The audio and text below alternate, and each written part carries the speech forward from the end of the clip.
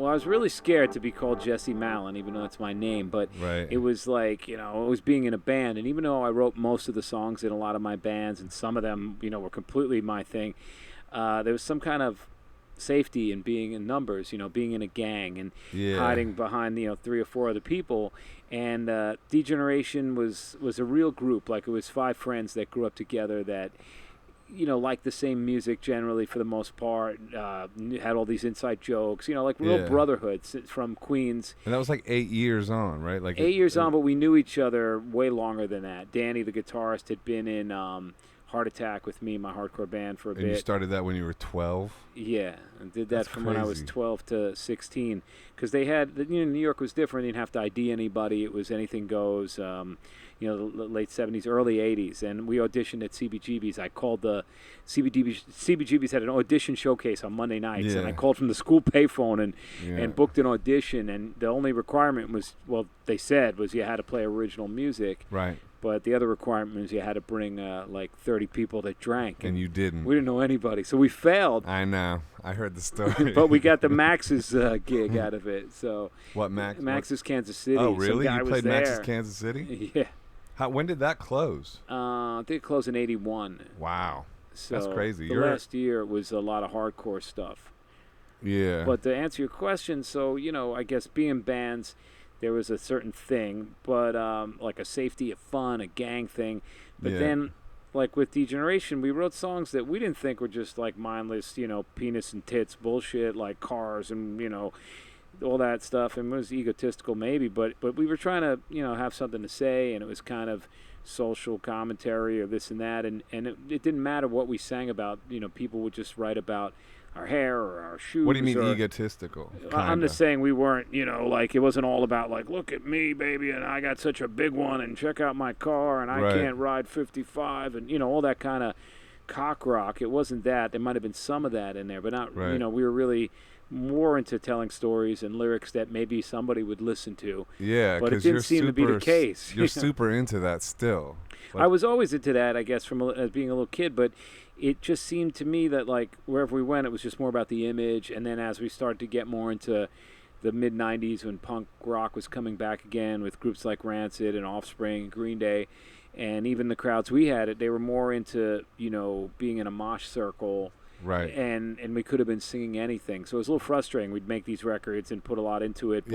But then the touring was, like, really feeding to that dance floor. And I remember, because I started playing in the 90s too, and it was all just about how you could get people to mosh right in front of you. Yeah. It wasn't about, like, songs and listening. And we thought we could get, like, a combination, because, I used to go to class shows or specials, and everybody's dancing, and it's a thing, but this was just about this mindless thing. And I had left the hardcore scene in the mid-'80s because I felt it got too macho and too metal, and it wasn't why I got into it in the first place. But now it's the late 90s, and I just started listening to a lot of the stuff that I'd always had in my head since I was a kid. Jim Croce and Neil Young and Elton John's early records that were very lyrical with Bernie Taupin, and the Bruce record Nebraska, which, was the record that got me into Bruce Springsteen because it was so stripped down and so stark and so lyrically, real. And then things like Elvis Costello and Billy Bragg and The Jam and, just stuff that was song-driven. And is that why Degeneration broke up, or was there personal things? I think we did our 7 years, and we had a few different record contracts, and I think, we were pretty misunderstood. We only did well in major cities for the most part. So when we were out there, it was us fighting the world pretty much. It was us against the world, like every night, and any other city would get hit with chains, or we'd get beat up or chased or not appreciated. Oh, really? So it was fun. If we were in LA, it was great. We had a great thing. You got chased around? Yeah, a lot of weird stuff. And if we didn't go over on stage, at the shows, we felt really empty. So we would try to make up for it in the hotel bedroom, or whatever. Try to find a way to make yourself feel better about things. But it was good in New York, and it was good in Chicago, and in certain tours. It just we had a few bad breaks, and I think we were kind of doing something, I guess, not, wow, we were inventing the wheel, but it was before rock came back again, like in the early 2000s with groups like Strokes and White Stripes. But it was in a time when we were kind of in our last record that Cookie Monster kind of baggy potato sack pants, and you had to have some turntables and a guy in a deep voice rapping with you while you played rock. Like, it was really? that kind of, Cookie Monster stuff. So Cookie Monster? it was really, Like, rah, rah, rah. yeah, it was a lot of that. And then we just made the band because we wanted to make a band that would be the band we would have wished we could have saw or been in if we were alive, in the 70s or something, when, Right. Pre-war on drugs, pre-war on sex, pre-AIDS kind of time. And we came up in New York. Giuliani was mayor, and they were clamping down on dancing and walking down the street. Like, everybody was going through the system. And this is obviously before 9/11, but we tried to make a band that we'd want to go see as kids, and it was influenced by, the Dolls and the Replacements and the Stooges and the Stones, and it was our poor man's version of that 5-piece thing with 2 guitars and a singer.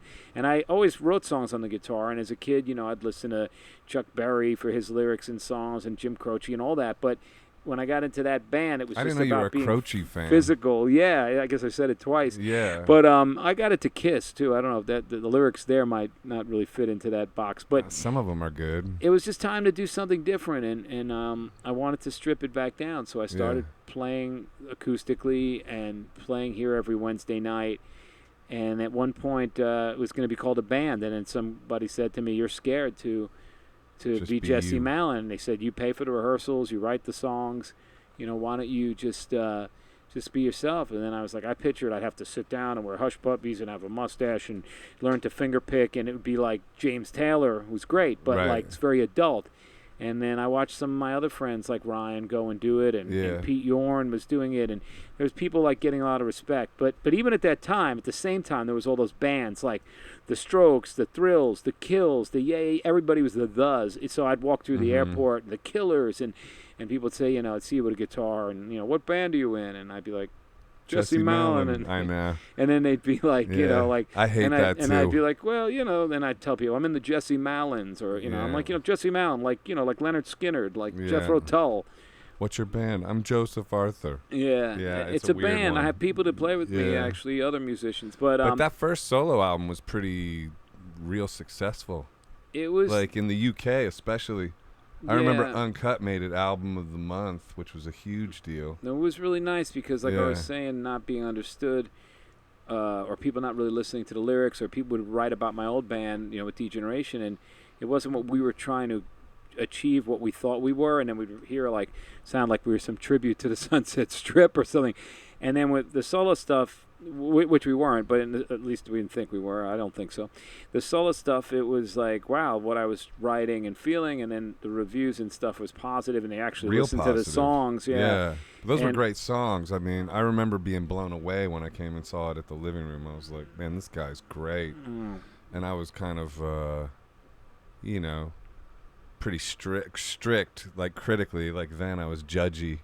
And you definitely you had some crazy blew me away. good input, though. You said to me, I always remember, you said, when you produce your record, you should make it sound like that early, like that one of those first 2 Bruce Springsteen records, like real lo-fi, like like the Wild and Innocent or Greetings. Like you should go for that kind of sound. And I kind of knew what you were thinking there. Wasn't Bruce involved in that first record, or was it the second one? Yeah, he was involved in the third record. Oh, in the third one.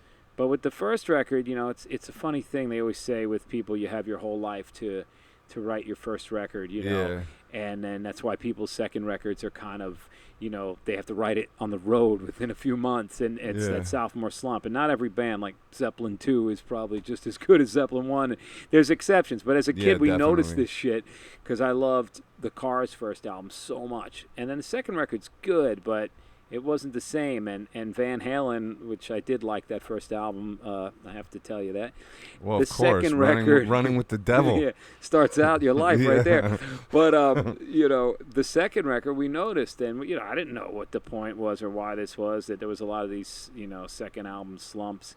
So that being said, writing The Fine Art of Self-Destruction wasn't my first record. I had made records before.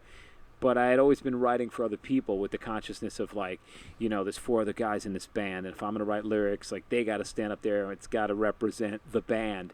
And when the solo record came, it was kind of like, wow, I can be my own shrink. It was like I could take the whole couch and just tell my personal story or my feelings, and so there was a liberation in that, and a more personal way of talking. And also at the time, I had been broken up with this girl, and I thought that if I wrote some of these songs and she heard them, that maybe I could get her attention. It's always helpful as That a writer helps. if you think there's somebody listening, whether That's you're mad true. at somebody, or you're trying to get back at someone, revenge or Yeah. love, or get their attention. And I have a song years later called "The Archer," which is about.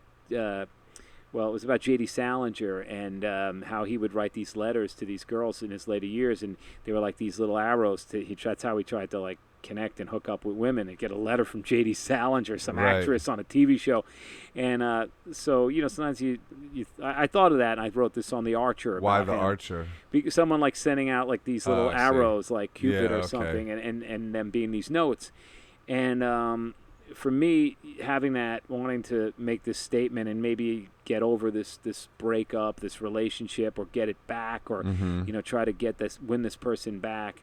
And none of that really worked out exactly, but in that process with those real things, and a couple songs that it's all autobiographical in some sense. Sometimes you change the words to protect the guilty, but it was able to really be a liberating thing. And we did that record really fast in 5 days. And when I listen to it now, I could hear I'm still learning a new voice from like the D-Generation voice. But more than anything, it's just I'm always grateful that anytime you make a record or whatever, that is a chance to a rebirth, or a chance to do something again, or have a second stab or third or 10th shot at just being out there, and that someone is going to maybe listen to this, and you create this thing, like you're an artist, you're a singer, and then you get to put it out into the world, and you get to sing it over microphones in public. It's like standing up and you speak, and you feel from the room if it's true or not, if it rings true when you get up in front of your peers in a dark, pissed out smelling room, and say these things over a dirty microphone. Yeah, well, what do you think is the secret of your perseverance in all this? I really enjoy doing it. I really can't think of anything else. We used to say, what else would we do? Rob banks or whatever. Right. Like, there's something really it's like an exorcism or some cleansing about, especially playing live. You sweat out all this poison of life, and it feels really good to play music, and it feels even better to do it with people that are good and that you like. I'm very grateful for the musicians in my band that I've had for